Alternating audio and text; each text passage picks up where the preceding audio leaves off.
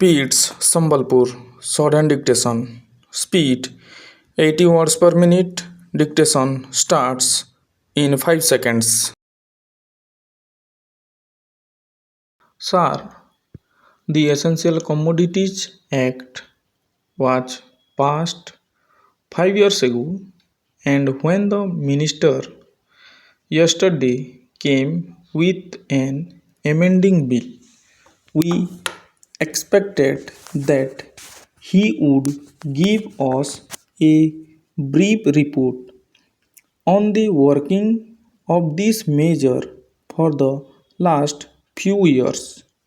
But unfortunately, we are kept in the dark in regard to the exact working of the Act and the nature of the difficulties the minister is facing. Sir, as far as I know, many of the provisions of this enactment have been observed more in violation by his agents at the state level.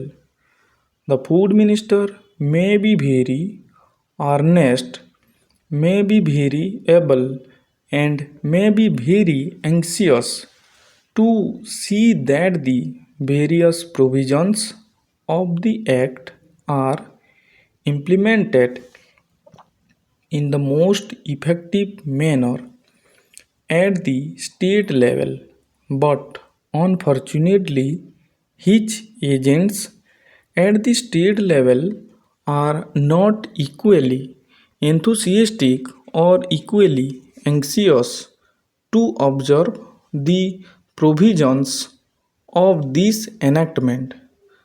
The most important objectives of this enactment are to control the supply and distribution of commodities and to maintain a stable price level. In regard to both these aspects, I am afraid that the government has failed to realize the objectives in view. Sometime past when there was scarcity of food grains, attempts were made to make procurement from certain wholesale merchants and from rice mills.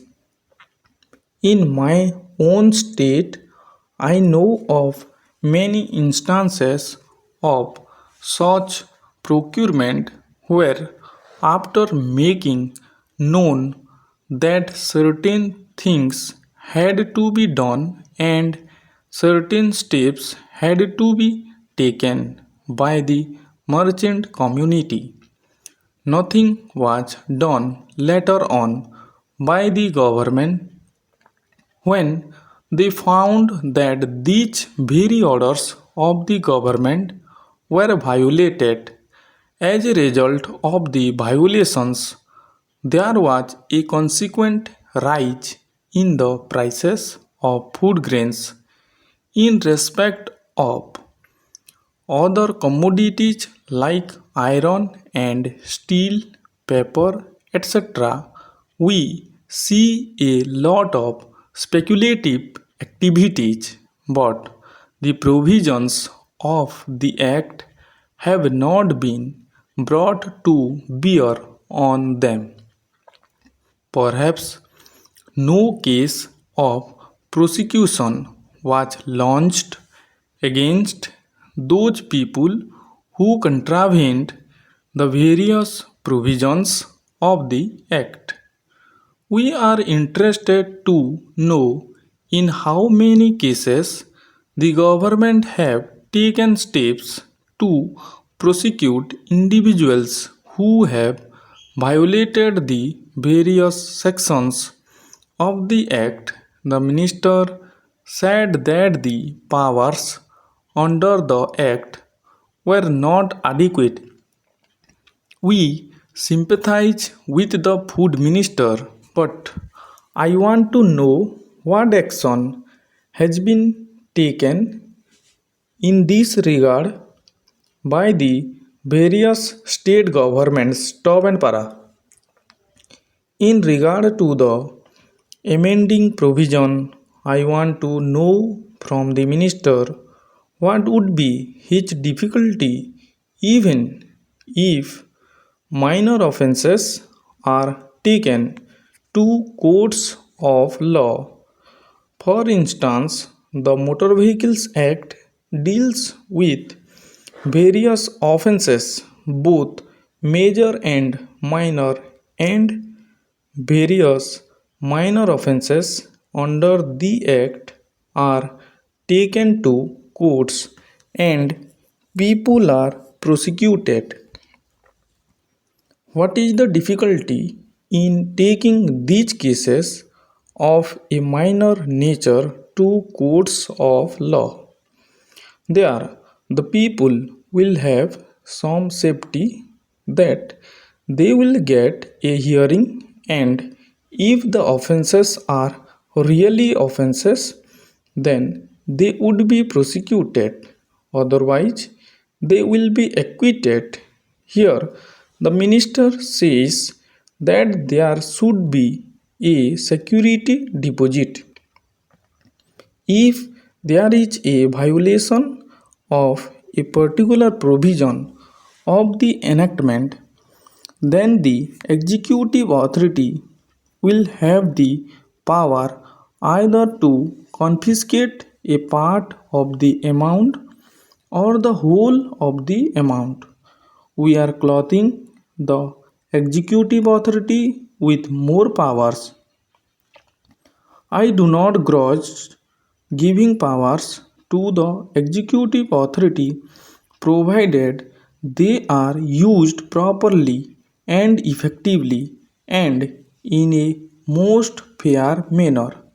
But unfortunately, there have been discriminations apart from the ineffectiveness of the various provisions. Wherever these provisions were used, there had been discriminatory use of these provisions against a few or in favor of a few. Normally, when officers are clothed with more powers, there is large scope for corruption. I feel that it would be desirable to avoid such malpractices, and it would be desirable, I think, that even more minor offences, the parties should have a chance to defend their actions. I do not think that this problem of dealing with minor offences will become complex or complicated in any way if we take them to courts of law.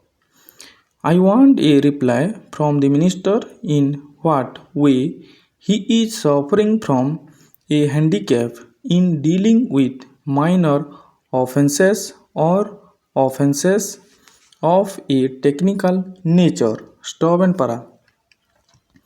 The honorable member made the point that even if this thing was acceptable to the House, he did not know what amount would be demanded as security.